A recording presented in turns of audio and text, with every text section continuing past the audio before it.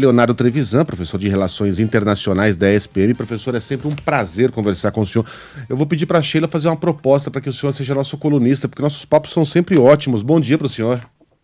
Bom dia, Luiz. Bom dia, Roberta. Bom dia. Bom dia a todos que nos escutam. Obrigado a vocês pelo convite gentil de sempre. Vamos começar pela Rússia. Muita coisa aconteceu nessa semana.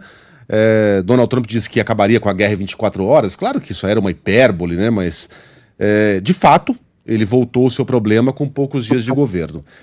Mas mandou alguns sinais trocados, né, professor? Porque ele falou lá em a Rússia ceder uma parte do seu território, mas o vice-presidente depois ameaçou a Rússia, inclusive com uma ação militar. Que recado está sendo transmitido com essas palavras do Vance e do Trump, professor? Olha, me parece que há uma coreografia, sabe, Megali, em todo esse processo, não é? O alvo principal dessa coreografia é manter-se, de alguma forma, presente no dia a dia do eleitorado trumpista. Essa é a posição, né? Ele, de alguma forma, está absolutamente de olho no fato de que fazer grandes anúncios, no dia seguinte volta atrás, ameaça, depois volta, esse processo está literalmente dando resultado. Há duas pesquisas diferentes nos Estados Unidos apontaram a maior aprovação do governo Trump desde o seu primeiro mandato, 55% em uma, 57% em outra. Essa situação, ela permite esse tipo de intervenção seguida, né? Que é exatamente certas posições que você não sabe exatamente como funcionam, né? No primeiro dia faz um aceno à Rússia, um aceno ao Putin, no dia seguinte um outro emissário do governo, ou o próprio Putin, no caso foi o Vance, fala exatamente o seguinte: olha, mas se não for resolver, nós vamos agir. Uma das ideias principais da eleição de Trump foi que ele atendeu ao isolacionismo muito que graça forte nos Estados Unidos. Ele se comprometeu, Trump, várias vezes em diferentes anúncios, diferentes discursos, Trump se comprometeu a não colocar os Estados Unidos em alguma nova guerra. Isso era literal. Então, portanto, essa ameaça, ela fica fragilizada com a lógica de querer se manter o tempo inteiro presente com essa sua posição aos seus seguidores. Esse processo é um processo que precisa ser bem observado. O caso com a Rússia é um caso de múltiplos interesses, Megali. Né? A Rússia, ela também serve a interesses americanos de manter, vamos dizer deste modo, né, de manter sob controle qualquer posição europeia contrária aos Estados Unidos. Os Estados Unidos estão usando o Putin para manter a Europa absolutamente controlada e exigir da Europa um aumento dos seus gastos militares, que terá consequências danosas para a Europa e, claro, esses gastos militares serão feitos nos Estados Unidos. Tudo isso precisa ser observado para a gente entender esse vai e vem nessa relação também com a Rússia. Exatamente, professor. Esse acordo, da forma que foi comunicado por Donald Trump, ele não expõe nenhuma garantia de segurança para a Europa de novas invasões ou ambições territoriais por parte de Moscou. Esse desenho poderia abrir um precedente perigoso assim, ao direito internacional? Sem dúvida nenhuma. Sem dúvida nenhuma. Né? Nós não podemos esquecer que tem um pano de fundo, Roberto, em toda essa situação, que é a existência da OTAN. Se os Estados Unidos ameaçarem de que não farão nenhuma proteção à Europa, há uma expressão antiga, já tem alguns anos essa expressão, né? Mas ela resume bem o que está acontecendo agora. A Europa é um gigante econômico e um anão militar. Essa expressão é boa, né? Porque a Europa, de fato, não prestou muita atenção. A Europa tem alguns produtores de armas muito eficientes. França e principalmente a Alemanha participam do comércio internacional de armas, mas eles não têm e armas poderosas, modernas, tudo mais, mas eles não têm qualquer gasto militar efetivo para a proteção. Eles delegaram essa função dentro daquele espírito da OTAN para a proteção norte-americana. Isso não vale com Trump. De alguma forma, Trump vem exigindo, aliás, ele já deixou isso muito claro, que se ele quer 2% de PIB para o orçamento militar, para chegar até 5% do PIB. Se isso acontecer, a Europa vai ter que desmontar, olhe bem, é esse o projeto, né? A Europa vai ter que desmontar partes sensíveis do seu estado de bem-estar social. Há uma discussão bastante séria sobre, inclusive, a ideia de Europa. Não é? Se você começar a fazer gastos militares. A ideia de Europa foi feita para que a guerra desaparecesse do contexto europeu. Isso é lá atrás, desde 1990. Né? Uma direita mais radicalizada não gosta da ideia de Europa, não aceita essa ideia. Então, quando nós olhamos para isso, nós temos que entender esse pano de fundo de OTAN, e que, de alguma forma, a Europa fica, assim, desprotegida, fica, assim, de alguma forma, ameaçada por um avanço russo que é possível de acontecer não contra Londres, Paris, mas principalmente contra as ex-repúblicas soviéticas. Convém a gente nunca esquecer que a grande promessa de Trump é reconstruir o Império Russo. Isso aí não há dúvida nenhuma que para cada europeu sensível, isso é uma preocupação, sem dúvida. Professor, é bem assustador ouvir da palavra de um vice-presidente americano a possibilidade de um conflito armado entre Estados Unidos e Rússia, né? E são muitos os analistas que entendem que um conflito entre as duas grandes potências militares, Estados Unidos e Rússia, ou as duas grandes potências econômicas, Estados Unidos e China, não é uma questão de ser, é uma questão de quando. Na minha mente, eu que cresci na Guerra Fria, no finalzinho da Guerra Fria, né, mas cresci ali, um conflito entre Estados Unidos e União Soviética seria ogiva voando para lá e para cá e a destruição do planeta. Disso quando a gente fala que haverá um conflito entre essas potências, do que a gente está falando exatamente? De uma guerra em que escala? Primeiro de tudo, Megali, a tua lembrança do que é que tem que ser lembrado, né? O risco existe, viu? É verdade, né? Não é que nem as nossas ameaças de terremoto, não. O risco existe, né? É bem real, né? Uma revista muito respeitada, a Foreign Affairs, já vem fazendo isso, já são alguns artigos em que alguns analistas, a partir de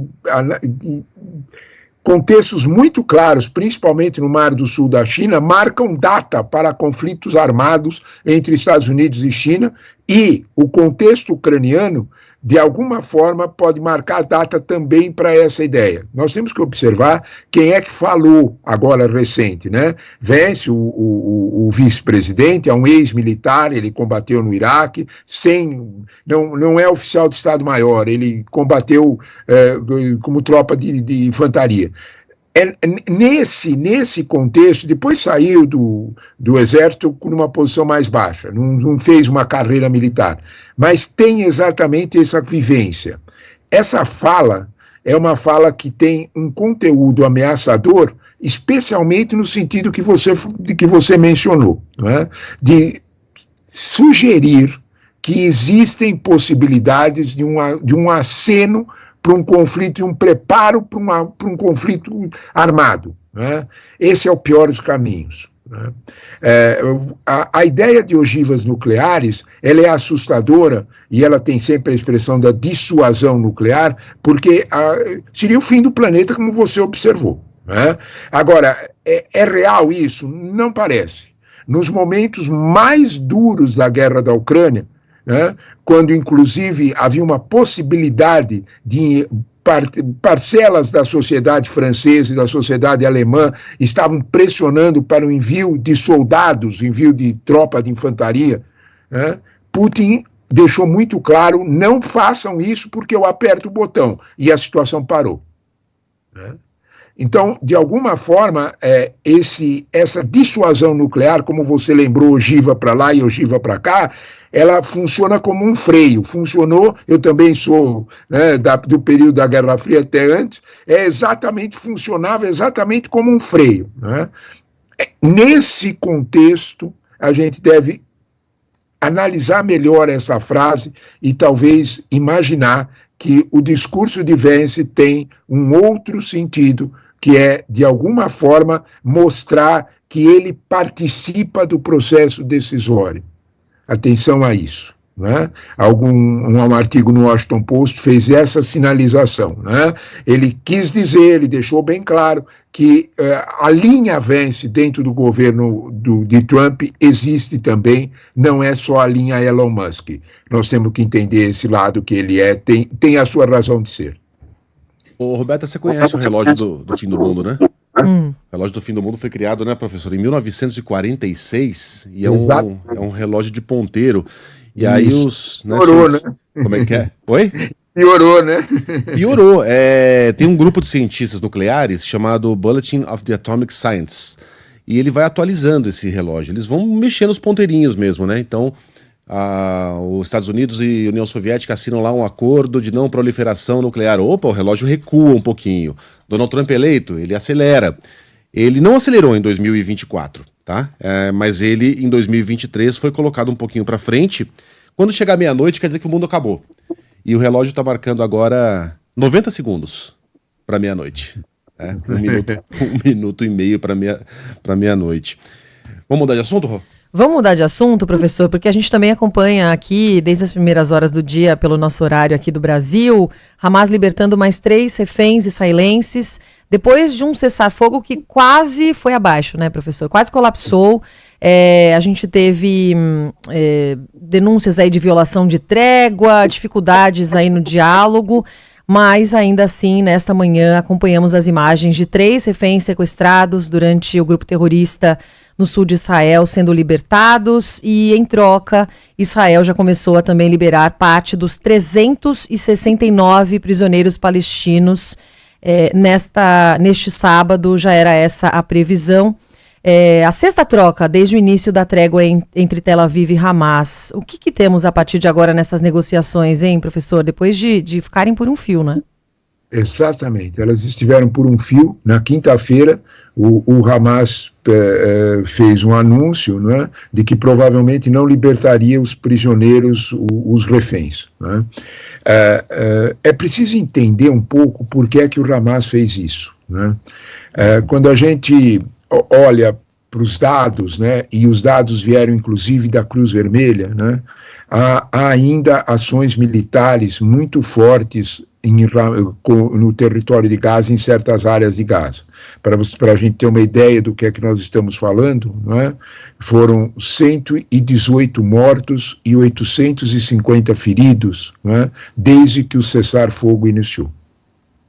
Então, quando você olha para isso, você vê que o Hamas queria fazer algum tipo de chamar a atenção para que esse problema continuava existindo. Existiam ainda ações militares isoladas, mas elas continuam a acontecer. O Hamas queria uma proteção da Cruz Vermelha e principalmente dos mediadores, vamos dar nome aos bois, Egito, Catar e o próprio Estados Unidos, de que efetivamente o cessar-fogo fosse respondido. Recebeu essas garantias e imediatamente, no final da tarde da quinta-feira, disse: não, os prisioneiros serão soltos. É claro que Israel aproveitou também para fazer valentias, e bem no estilo dessa linha política que domina Israel, de dizer que eu vou reiniciar a guerra e tudo mais. É menos propício para a lógica americana que impôs o cessar-fogo, não é? O resultado disso quais foram os civis escolhidos. Né? Foram 2 civis de origem norte-americana, né, e um civil de origem russa. O Hamas deu o recado. Né? De alguma forma, o Hamas fez um aceno, né, de que está atento às negociações internacionais sobre Gaza, que ele não pode ser retirado da mesa de negociação. É esse o aceno. É um aceno, vamos dizer assim, propício à paz. E, olha, americanos, eu vou soltar 2 civis dessa origem para vocês terem ideia de que eu estou prestando atenção e atendo vocês. Vocês me ouviram quanto a essa situação dos ataques, eu vou ouvir vocês, eu vou soltar esses reféns. Homens com média idade, o homem o mais velho tem 49 anos, portanto, acelerou o processo daquela lógica da troca dos reféns, de ir primeiro com as mulheres, por último os homens civis. Ele acelerou isso e deu um sinal bastante visível que foi compreendido por toda a diplomacia ocidental. Professor, a ideia de uma limpeza étnica em Gaza, que era uma coisa restrita a radicais até pouco tempo atrás, ela circula hoje com muito mais facilidade, né, por Israel. Né? Pessoas que eram consideradas estriônicas, que não eram levadas a sério, hoje dão entrevista na TV aberta, e uma pesquisa mostrou que mesmo entre a esquerda, a ideia de você remover a população de Gaza, sabe-se Deus para onde, Jordânia e Egito, já tem apoio de até 30%, né? Mesmo entre a esquerda, ou seja, é um número relevante. Tudo isso, obviamente, é energizado pelos atentados brutais, né, do Hamas. Isso mudou, de fato, os humores da população israelense. Para onde estamos indo nesta região? Agora, com a participação de Donald Trump, com as palavras de Donald Trump, até aqueles exageros retóricos lá de construir bom, sei lá se é um exagero também, né? De construir um resort em Gaza. Que fim o senhor vê? Se é que o senhor vê um fim para esse conflito, para esse impasse? O que mais me preocupou na tua observação, Megali, de tudo que você disse preocupante, foi que a expressão limpeza étnica passou a ser corriqueira. É isso mesmo. Você tem toda a razão. Né? Vamos devagar com isso. Nós estamos falando de 2,5 milhões de pessoas. Porque quando a gente fala disso, fala só uma expressão, a gente não atina as consequências e a crise humanitária do que nós estamos falando. Né? Quando eu mencionei uma das razões pelos quais o Hamas disse que não soltaria, eu priorizei os ataques, mas há a entrada da ajuda humanitária também que está sendo vetada, está sendo contida, não entra ajuda humanitária. Né? Então, nós estamos falando de 2 milhões de pessoas que vivem naquelas condições.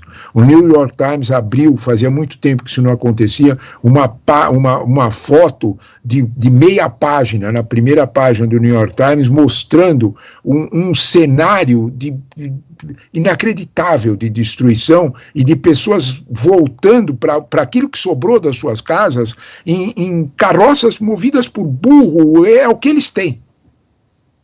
Quando você olha para essa realidade, o que você vai fazer com esses 2,5 milhões de pessoas? Por outro lado, é o que você mencionou, que eu acho especialmente preocupante. A opinião pública de Israel girou. Claro que o atentado terrível, o ataque terrorista terrível teve seu peso, mas eu acho que a pressão dos reféns é muito significativa, Roberto. Megali, se a gente olhar com alguma calma para essa situação, há uma praça em Tel Aviv mudou de nome, passou a se chamar Praça dos Reféns, porque era um lugar em que periodicamente, dia e noite, havia manifestações das famílias e de pessoas preocupadas. Isso tudo contaminou, de alguma forma, até mesmo posições mais sensíveis, mais acolhedoras da ideia de 2 estados. Aí é que está o problema. Né? Tornar corriqueiro limpeza étnica significa que você de alguma forma está tirando gás, está tirando força, está tirando possibilidade da opção de 2 estados. Sem a opção dos 2 estados, pode esquecer a paz no Oriente Médio. Isso é real. Né? Isso não sou eu ou você que está dizendo. Não é? Isso são as próprias lideranças árabes moderadas que dizem, olha, eu estou falando de Arábia Saudita, 10 milhões de barris de petróleo dia, eu estou falando deles, falando de Catar, Bahrein, Emirados Árabes Unidos, todos eles têm a mesma posição, olha, se não resolver a questão palestina, se não der um Estado para a Palestina, não vai resolver essa situação. Não adianta a gente pensar em acordos de Abraão, regularizar as relações com Israel, nós queremos muito isso, reconstrói uma outra geopolítica para o Oriente Médio, com toda certeza. Porém, precisa solucionar isso. O que você mencionou, que eu concordo inteiramente, que a opinião pública de Israel mudou, até mesmo entre os antigos integrantes do movimento Paz Agora, né, que é a esquerda israelense, até mesmo entre eles, é um número que você mencionou, também vi, 30% diz, olha, vamos tirar os palestinos de lá, é a única solução. Tira eles de lá, acaba com Gaza. Esse quadro é um quadro extremamente preocupante pelas duas situações, né? Porque desaparece a possibilidade de uma solução duradoura de paz e a opinião pública israelense mudou sem dúvida nenhuma. Leonardo Trevisan, professor de Relações Internacionais da ESPM, muito obrigado pela participação aqui na Band News FM, mais uma. Até a próxima. Eu é que agradeço vocês pelo convite. Muito obrigado. Bom dia, Roberta. Bom dia, Luiz. Até a próxima. Obrigada, professor. Ótimo fim de semana para você. Agora